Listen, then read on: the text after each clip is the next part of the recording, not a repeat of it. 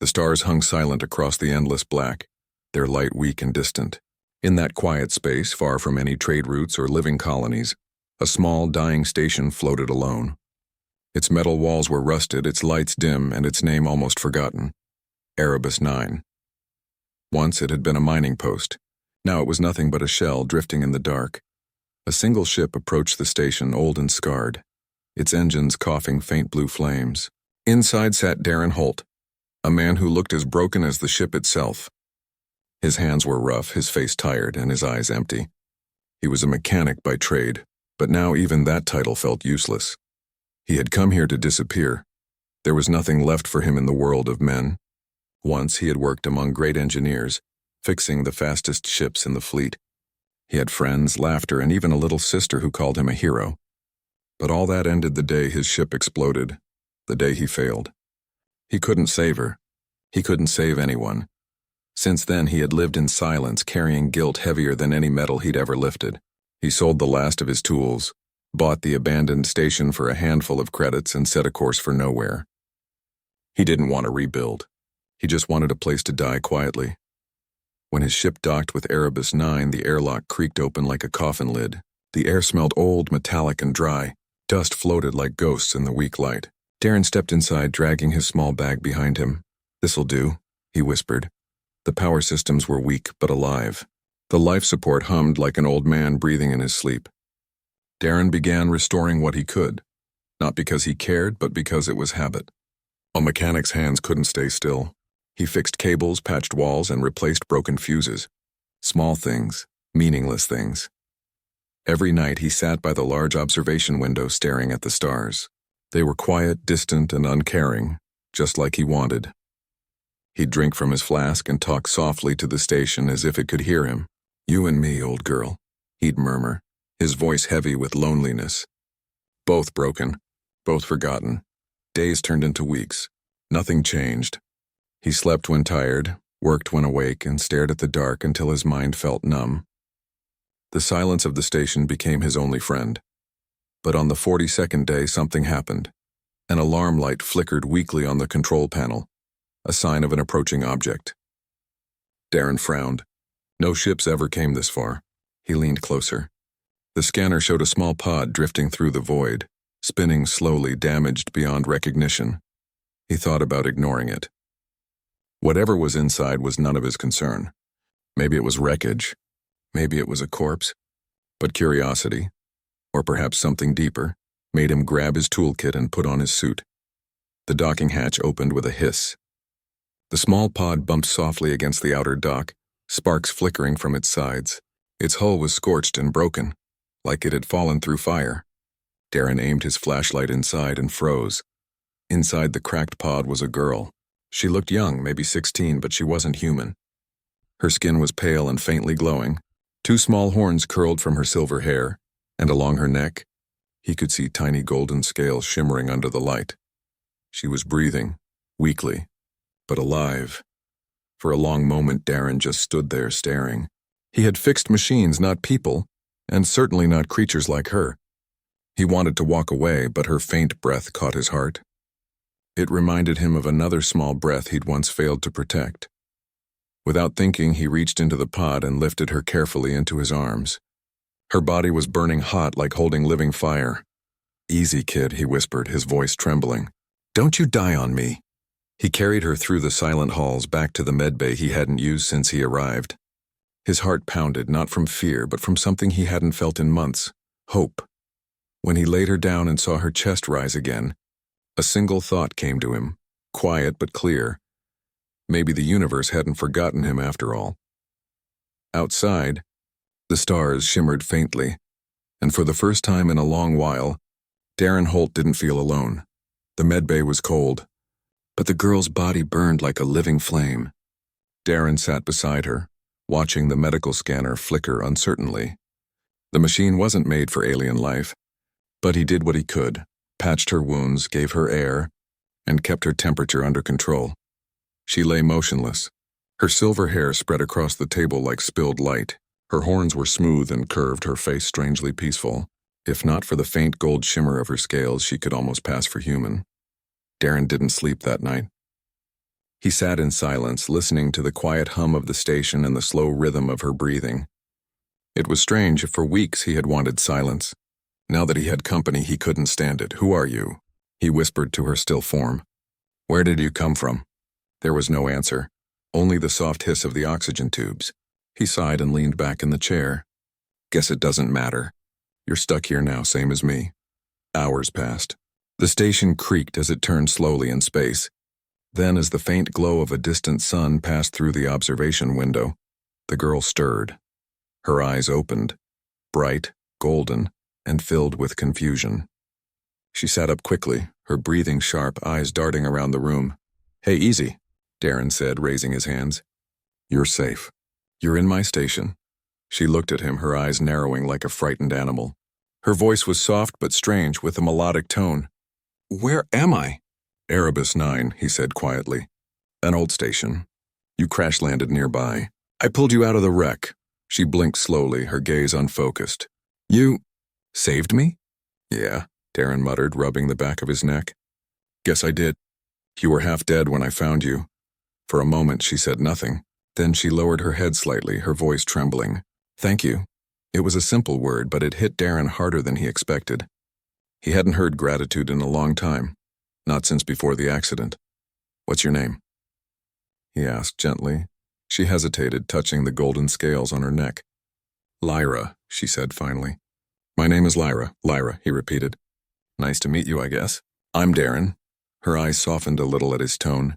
Then she looked down at her hands, staring at the faint glow beneath her skin. "The pod!" "It was chasing me. I remember fire and pain." She shook her head, tears forming in her golden eyes. And then nothing. Darren frowned. "Chasing you? Who was?" "I don't know," she whispered. "They called me a weapon. Said I wasn't supposed to exist." Her voice broke on the last word. She covered her face with her hands, trembling. Darren stood there awkwardly, unsure what to do. He wasn't good with comfort, never had been. But something about the way she cried, silent and hopeless, broke something inside him. "Hey," he said softly, placing a hand on her shoulder. "You're alive. That's what matters. You're safe here." She looked up at him, her golden eyes wet. "Safe?" she repeated. No one ever said that to me before. The words hit him like a knife. He knew that feeling and being unwanted, forgotten. For a moment, the two broken souls just stared at each other, surrounded by the hum of failing machines and the cold breath of space. "Rest," he said finally, pulling a blanket over her. "You need it." Lyra nodded weakly and closed her eyes again. Darren turned off the lights and sat by the window, staring out into the stars. He thought about her words. A weapon. Not supposed to exist. What kind of world created something like her and then threw her away? He didn't know. But as he glanced at her sleeping form, something strange stirred in his chest. He had come to this station to die. Now, for the first time in months, he wanted to live. At least long enough to find out who she really was. Outside, the stars burned faintly, and the forgotten station no longer felt so empty. Days passed slowly on the forgotten station. The cold metal walls still groaned, and the flickering light still hummed with age, but something had changed. There was life again. Lyra had begun to recover. Her wounds healed faster than Darren could believe, and her strength returned day by day. She moved softly through the corridors, barefoot, her silver hair flowing behind her like moonlight. Wherever she walked, the air seemed warmer, brighter, almost alive. Darren tried to act like it didn't matter. He kept himself busy repairing systems, checking air filters, replacing cracked panels, but his eyes always drifted back to her. He had spent months surrounded by silence and guilt. Now that silence had been replaced by her gentle voice, her questions, her quiet curiosity. "What is this place?" she asked one morning, standing beside him as he repaired a generator. "Home," Darren said with a half-smile. "At least for now," she tilted her head. "You live here alone?" "Used to," he replied. "Guess not anymore." Lyra smiled softly at that, and for a brief moment he saw something pure, something untouched by the pain of the galaxy. But the warmth in her eyes always carried a hint of sadness, as if she remembered something terrible and tried to forget. That night, Darren found her standing by the observation window, watching the stars. She looked small against the endless black, her reflection glowing faintly on the glass. "Can't sleep?" he asked, leaning on the doorway. I don't sleep much, she said softly. When I close my eyes, I see flames. Darren stepped closer. From the crash? She nodded. They were hunting me. Men in dark ships. They said I was dangerous. A monster, he frowned. You don't look like one. Lyra turned to him, her golden eyes shimmering. That's what makes it worse, she whispered. They said I was made to destroy. A chill ran through Darren's chest. Made? She nodded slowly. I wasn't born like humans. I was created. A hybrid, half dragon, half human. They called me the Starfire Project. I escaped before they could finish whatever they wanted from me. The words hung heavy in the air. Darren stared at her, trying to understand. Dragons were ancient myths. Extinct, people said, burned out long before humanity reached the stars. Yet here she was, living proof that some part of that legend still breathed. So you ran, he said quietly. I didn't want to hurt anyone, she said, but sometimes, the fire inside me, it burns on its own. I can't always control it. Her voice trembled, full of shame. Darren took a slow step closer, his tone gentle. You're not a weapon, Lyra, you're just scared. That doesn't make you dangerous. She looked at him, her eyes wide and uncertain. You don't hate me? He shook his head. Hate you? No. I've done worse things than you could imagine. If anyone deserves to be hated, it's me. She studied his face quietly, her expression softening. You saved me, she said. You don't look like someone who deserves hate. Her words pierced through him like light breaking through clouds. Darren looked away quickly, pretending to adjust a panel, but his hands were shaking. No one had said anything kind to him in years.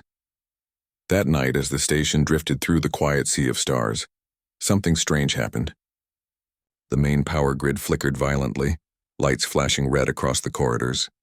Darren rushed to the control room, Lyra close behind him. System alert, the console buzzed. Unidentified signal detected. Darren's heart sank. The scanner showed 3 faint blips moving slowly toward them. Ships, small, fast, and armed. Lyra froze. They found me. The fear in her voice was sharp and real. Darren looked at her, really looked, and saw the same panic he'd once felt watching his own world burn. He clenched his fists. They're not taking you. Lyra's eyes widened. But, no, he said firmly. You came here half dead and I saved you. That means you're under my roof. And no one, not even gods, would take something from me again. The words came out raw, filled with pain and defiance. Lyra stared at him, her golden eyes shimmering with something new. Trust. Outside the window, the stars pulsed like heartbeats, and far off in the dark, 3 ships approached the forgotten station. The broken mechanic who came here to die was about to fight again. Red warning lights flashed through the station, painting the corridors in desperate color. The metal walls vibrated with a low hum as the sensors tracked the approaching ships. They were coming fast, too fast for an accident. Darren stood at the control panel, his jaw tight. The screen showed 3 blips closing in, weaving through the void like hungry wolves. He didn't need to ask who they were. He already knew. Lyra stood beside him, her eyes wide with fear. They found me, she whispered. They'll destroy the station. You have to leave. Darren turned toward her, his voice calm but firm. No, I'm not leaving you. She shook her head. You don't understand. They'll kill you just to reach me. Please go. There's still time. He cut her off with a glare.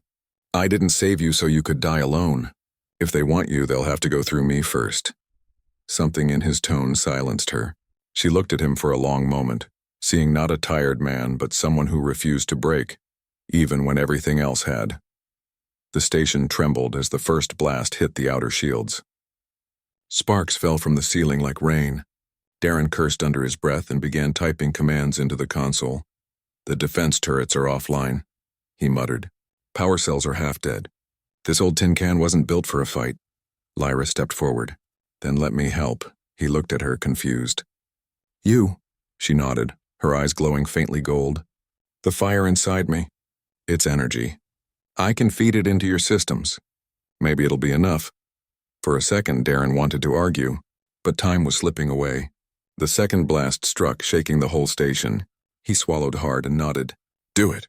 Lyra placed her hands against the metal wall. A soft hum filled the air.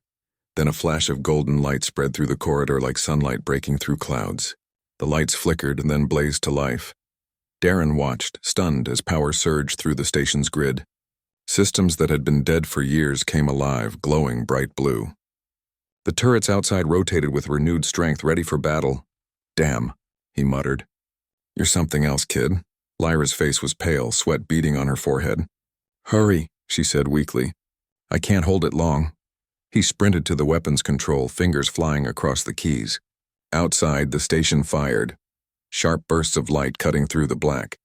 The first enemy ship exploded in a silent bloom of fire. The second one dodged, returning fire that rattled the hull. Metal screamed and the lights flickered again. Darren gritted his teeth, forcing more power to the shields. "Come on, old girl," he whispered to the station. "Don't die on me now." Lyra stumbled, her body shaking. The glow around her hands dimmed. Darren turned just in time to catch her before she collapsed. Her skin burned hot like molten metal and her golden eyes flickered weakly. "You're overdoing it," he said, holding her up. "I can do more," she whispered. "I just need—" "No," he snapped. "You've done enough." He laid her down gently and turned back to the console. The last ship was closing in fast, charging its main cannon. Darren's heart pounded. If it fired again, the station wouldn't survive. He stared at the screen, then at Lyra. Something inside him snapped. He refused to lose someone again. He dove into the emergency controls, overriding the station's old mining systems. The external arms began to move, huge claws that once carried ore. He used them like weapons, swinging one through the darkness. The claw smashed into the enemy ship, tearing its side apart. For a heartbeat, everything was silent. Then the ship exploded in a burst of orange flame that lit the void like sunrise. The force shook the station, but it held. Breathing hard, Darren looked out the window at the fading debris. The battle was over. They had survived. He turned back to Lyra, who was lying weak but smiling faintly. "Told you," she whispered, her voice soft as wind. "You weren't alone anymore." He knelt beside her, his chest heavy with something he hadn't felt in years. Pride. "Yeah," he said, brushing a strand of silver hair from her face. "Guess I'm not." Outside, the wreckage drifted among the stars, glowing softly like fireflies in the night. And inside the forgotten station, two broken souls had just given the void a reason to shine again. The battle was over, but the silence that followed felt heavy. The station floated quietly through the void, its hull scarred and smoking. The faint hum of the engine sounded like a tired sigh after too much pain. Darren sat by Lyra's bedside, his hands still shaking from the fight. Her breathing was shallow, her skin pale, and her golden glow had faded almost completely. She looked fragile, too fragile for someone who had just saved his life. He brushed a strand of silver hair from her forehead and whispered, "You did good, kid. You kept us alive." Her eyes fluttered open weakly. "Did we make it?" "Yeah," he said softly. "All 3 ships are gone." "You did it." Lyra smiled faintly, her lips trembling. "Good. I'm glad." She tried to sit up, but Darren placed a hand on her shoulder. "Easy, you need rest." "I used too much fire," she murmured. "It burns my strength when I push too far." He nodded quietly, guilt creeping into his chest. He had asked too much from her. She wasn't a soldier. She was just a lost girl trying to survive. "I'm sorry," he said. Lyra blinked at him. "Why?" "I dragged you into that fight," he said. "If I had been smarter, I would have sent you away or tried to run." She smiled softly, a tired but gentle smile. "If you sent me away, I would have come back. You saved me, Darren. I wanted to protect you too." The words caught him off guard. He looked away, pretending to check the monitor, but his throat felt tight. It had been years since anyone had wanted to protect him. He stood up, walking to the window. Outside, the stars looked brighter somehow. Or maybe his eyes had changed. The wreckage of the enemy ships drifted like black ashes, slowly disappearing into the vast night. Lyra's voice broke the silence. "You lost someone, didn't you?" Darren froze. He didn't answer. "You look at me," she continued softly, "the same way someone does when they've already said goodbye to too many people." He turned slowly, his voice rough. "My sister. She was all I had left." Lyra's golden eyes softened. "What happened?" "She was on my ship," he said quietly. "An explosion, my mistake. I told myself I could fix everything, but I couldn't fix that." For a long moment, the room was silent except for the hum of the machines. Then Lyra reached out a trembling hand toward him. "I can't take away your pain," she whispered. "But you don't have to carry it alone anymore." Darren hesitated, then took her hand. Her skin was warm, alive, and somehow steadying. It felt like holding sunlight after years of cold. He sat beside her again, and for the first time since the accident, he didn't feel the crushing weight of guilt pressing on his chest.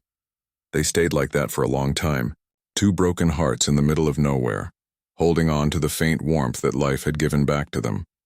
Later, when Lyra had fallen asleep again, Darren began repairing the damage from the fight. He moved through the corridors quietly, welding torn panels and sealing leaks. The station had taken a beating, but it still lived, just like him.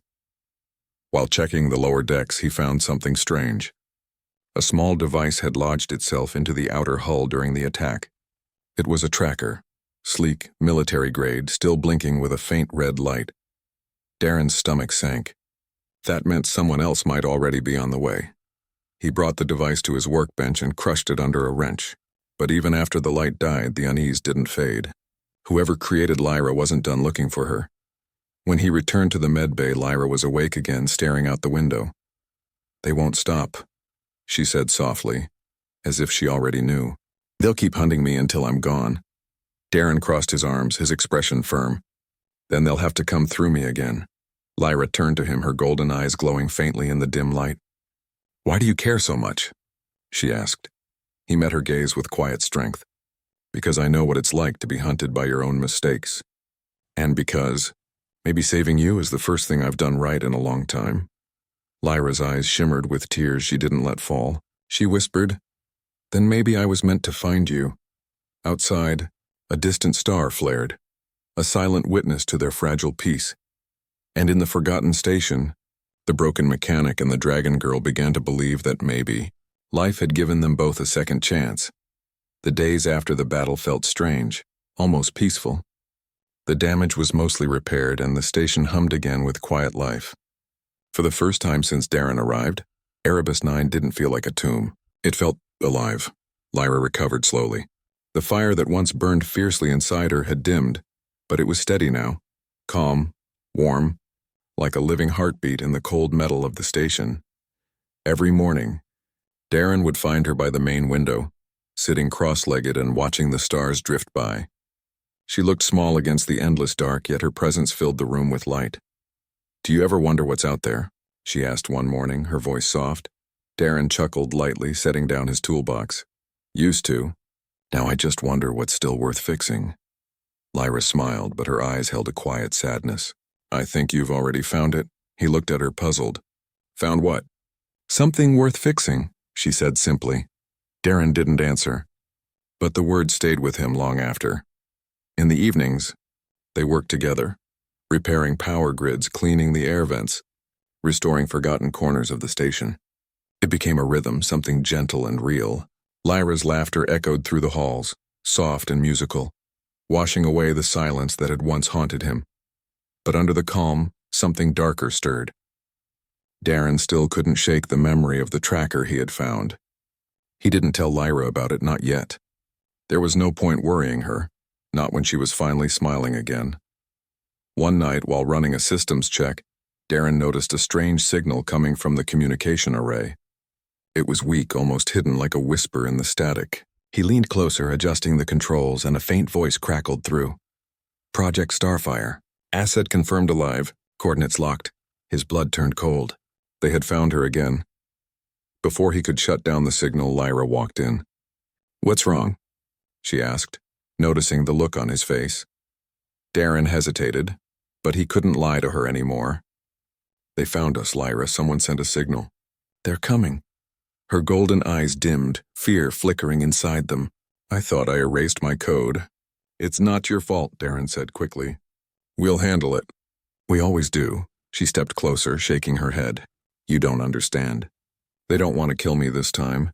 They want to use me. I'm not just fire, Darren. I'm the key to something much worse." He frowned. "What do you mean?" Lyra looked down at her hands, the faint glow returning beneath her skin. "They built me to power weapons. Massive machines that could burn planets. I escaped before they could use me, but they'll never stop trying. Darren stared at her, his mind spinning. You're telling me you could power a world destroyer? She nodded, tears forming in her golden eyes. That's why I can't stay. If they catch me, they'll turn me into the monster they always wanted. Silence filled the room. Heavy, painful silence. Finally, Darren spoke, his voice steady. You're not leaving. Lyra looked up in shock. What? You heard me, he said. I don't care who they are or what they built you for. You're not a weapon. You're a person. You saved me, Lyra. Now it's my turn. Her lip trembled, a tear rolling down her cheek. Why would you risk everything for me? Because, Darren said, stepping closer. When you showed up, I stopped wanting to die. You gave me something to fight for again. That's reason enough. For a moment, neither spoke. Lyra's eyes glowed brighter, not from power, but emotion. She reached out and placed her hand on his chest over his heart. You're not broken, Darren, she whispered. You just forgot how strong you are. He covered her hand with his own. And you're not a monster. You're proof that even in the darkest places, something beautiful can still exist. Outside the window, a storm of light moved slowly across the stars, the faint glow of approaching ships. The peace they had built was ending, but the bond between them had become something stronger than fear. Lyra took a deep breath, the fire within her burning bright again. If they come, she said, her voice steady, then I'll show them what their weapon really became.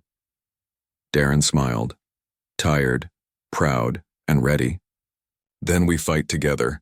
The stars outside flickered like sparks before a flame. The broken mechanic and the dragon girl stood side by side, no longer hiding from the galaxy, but ready to face it. The warning alarms echoed through the empty halls of Erebus 9. Red lights flashed along the walls, painting everything in sharp color and shadow.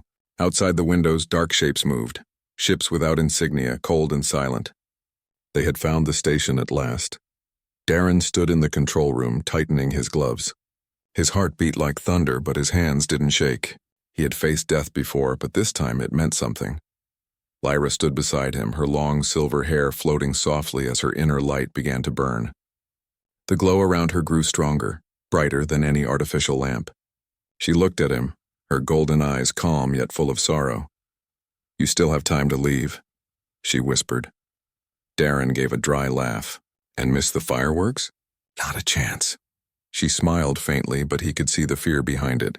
If I lose control. If the fire takes me again. He stopped her with a look. Then I'll bring you back.